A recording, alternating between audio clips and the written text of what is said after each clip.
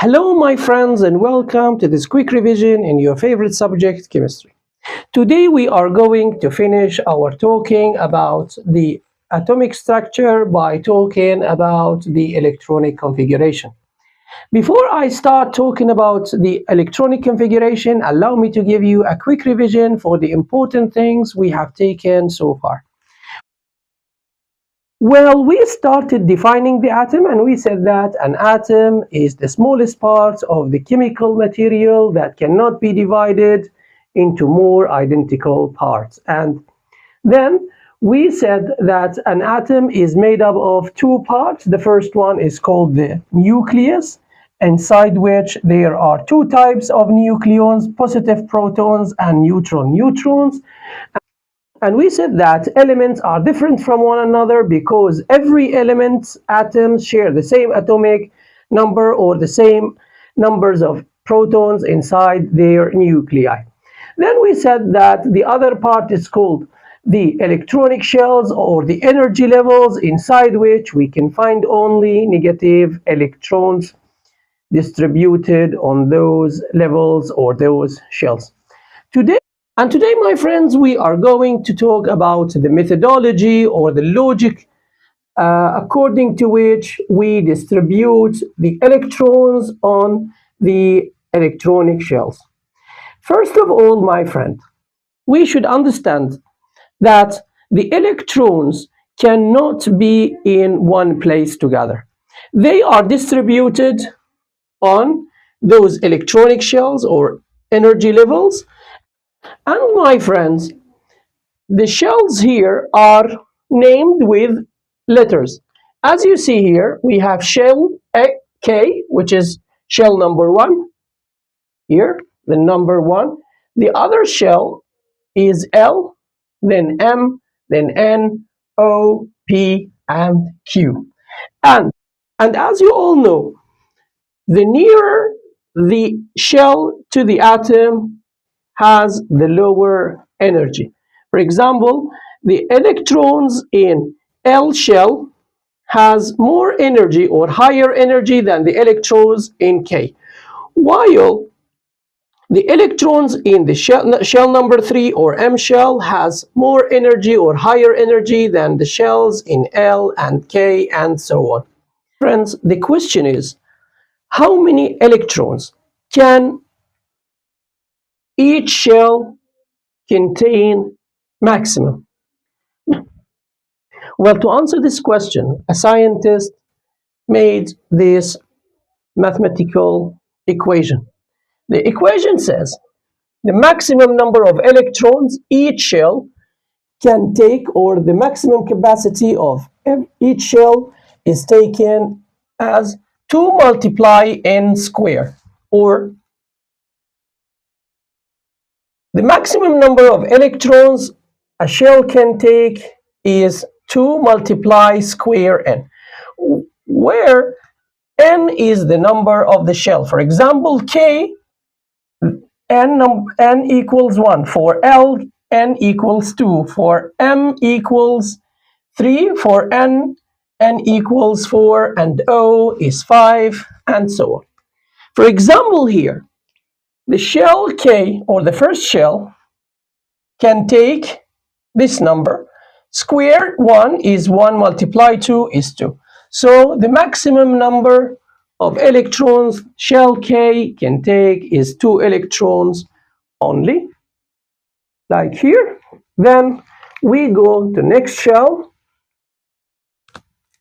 L, 2.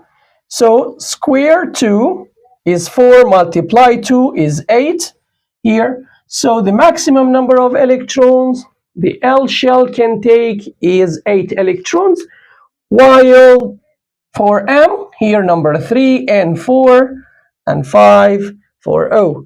Here we have 9 multiplied 2, 18. We have here 16 multiplied 2, 32. And we have 25 multiplied 2 is 50. So the maximum number of electron that the first shell, or K, can so the maximum number of electrons The first shell, which is called K, can take is 2 electrons. For the second one, 8. For the third one, 18. For the fourth one, 32. For the fifth one, 50.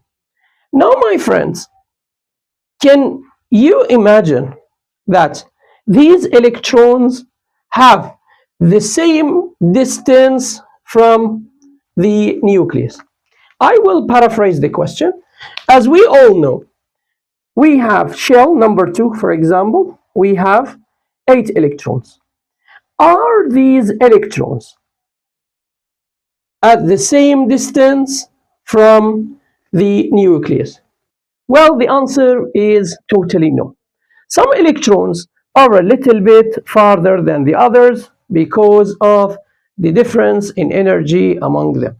So scientists suppose that inside every shell there are subshells. So what are the subshells? A subshell is a shell inside the shell.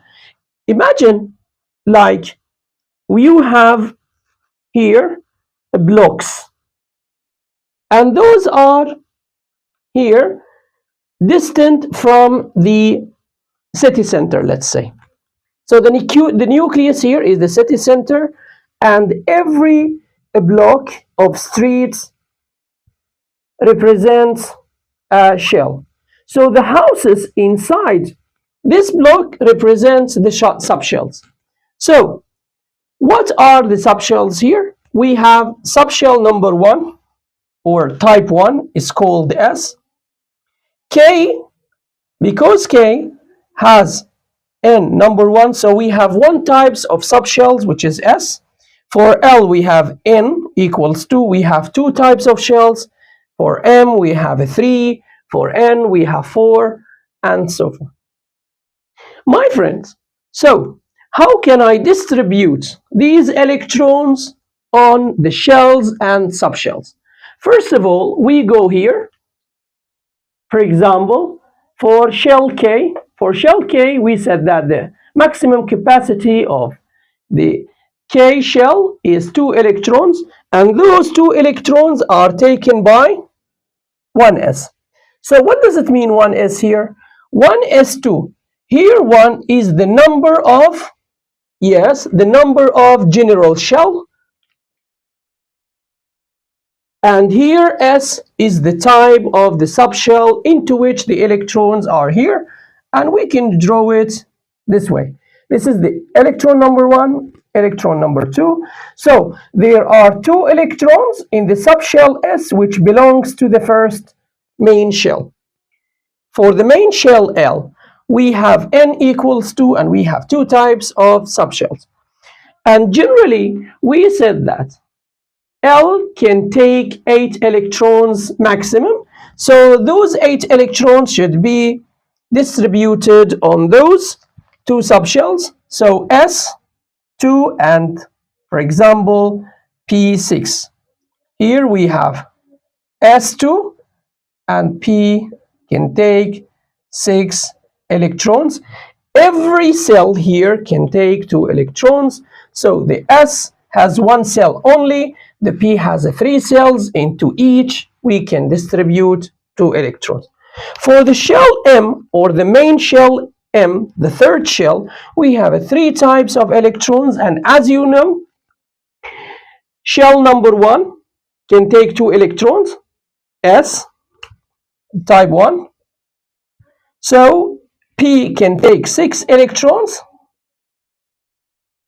and D can take 10 electrons, and the maximum number of electrons inside. Well, before I start distributing electrons for the elements, I would like to remind you of a rule that says you should first fill, for example, for P, you should fill every cell with 1 electron. Then after that, the other electrons should be distributed as pairs. Let me give you an example here. In here we have oxygen. Oxygen has the atomic number 8, which means the same number of electrons, 8 electrons. We distribute them here. We have 2s2 we have 1s2, sorry. So the first main shell, K, has 2 electrons, puts into the subshell S. The other shell is here, subshell 2s2. So the main shell number 2, which is L, has 6 electrons. 2 of them are distributed on S, the others are on P, here 4 electrons. So 4 plus 2, 6 plus 2, 8. So when we distribute the electrons over the main shells or the subshells, we should take into consideration to fill in the main shell number 1, then main shell number 2, and inside main shell number 2 we start with S, then we fill electrons in P. Another example is, for example, sodium 11. Here we have 1s, 2s, 2p, for example, 3s, 3p, 3d.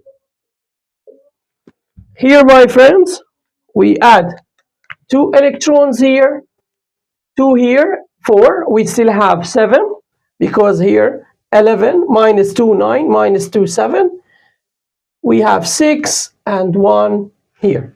Notice, my friend, here with me, that the subshells after 2p for oxygen and 3s for sodium are empty, so that I delete them or I clear them because they are obsolete and unnecessary. So what is the last shell? Yes, here the valence shell of oxygen is, yes, n equals 2, which means that the valence shell is L. How many electrons in the last shell or the valence shell? We have 6 electrons, 2 of them in 2s and 4 in 2p. While for sodium, the last shell or the valence shell here, for the valence shell, n equals 3. So the last shell or the valence shell is M. And how many electrons? There is only 1 electron here, 6 electrons in the valence shell, and here we have only 1 electron because the last shell is 3 or M. Well, my friends, the third example is calcium, which has the atomic number 20. For calcium, we have 1s, 2s, 2p, 3s, 3p, 3d, and 4s. Here, my friends, let's fill in the electrons. We have 1s, 2 electrons. This is shell K, as you know, 1K. Here we have the shell L, can take 6 electrons, 2 here, sorry, 8 electrons, 2 here, and 6 can take P. So 2 electrons here, and 8, we have 10, we still have 10. 2 here, 6 here, those are 8. And as usual, my students got hurried and told me, teacher, let's fill in 3D because the 3 here is lower than 4, so the electron should go to 3D. Well, generally, there is a small exception in this case. First, we fill in 4s, then we go back to 3D. So I put here 2 electrons. Here we have 2, 8, 8, 2, so 20 electrons, and unfortunately, the D is going to still empty because 4s has lower energy than 3d and it is filled before it. So the last shell or the valence shell, again, the valence shell of the sodium N equals 4. So the last shell is KLMN. And how many electrons? We have 2 electrons in the last shell. Well, that's it for today, my friends. I hope you enjoyed this class and you learned something from it. Before I finish this class, allow me to give you a quick revision for the things we have talked about today. Well, today we started talking about the electronic shells or the energy levels, and we said that the electrons generally are distributed on them. Then we said that we have 2 types of shells. The first type is called the main shell, on which the electrons are distributed according to a specific rule, which is 2 square n. Then we said that n is the number of the main shell, k has number 1, L has number 2, M 3, N 4, O 5, P 6, and Q 7. Then we said that the maximum number of electrons each shell can take is given in this equation, 2 square n.